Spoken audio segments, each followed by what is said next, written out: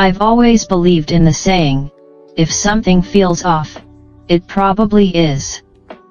But when it came to Mark, my boyfriend of 5 years, I ignored every gut feeling I had. Mark was charming, attentive, and reliable, or so I thought. We met during my final year of college. He was a few years older, working as a graphic designer. Our relationship was the kind of love you read about in romance novels. Or at least, that's how it felt to me.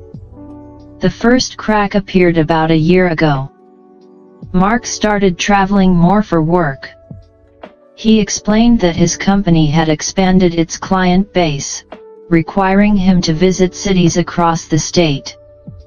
At first, I didn't mind. I trusted him implicitly. He would call me every night from his hotel, telling me about his meetings and asking about my day. But then, little things began to pile up. A missed call here, a vague explanation there. Once, I found a long blonde hair on his jacket too long to be mine. When I asked him about it, he laughed and said it must have been from the dry cleaner. I brushed it off, convincing myself I was being paranoid. One evening, while I was home alone, I received a message on Instagram from a woman named Camille. The message read, "Hi, I know this is out of the blue, but are you dating Mark? The first think we need to talk." My heart sank. I stared at my phone, unsure if I should respond. Finally, curiosity and fear got the better of me.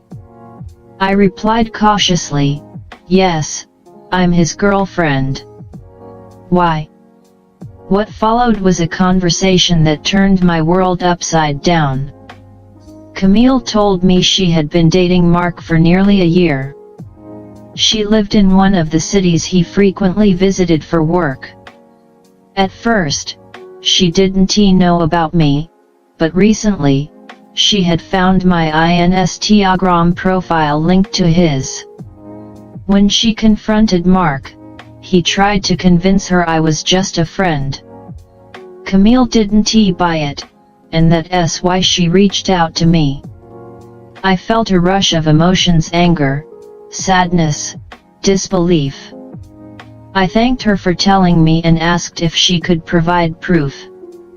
Within minutes, she sent me screenshots of their text conversations, photos of them together, and even a video of Mark introducing her as his girlfriend at a party.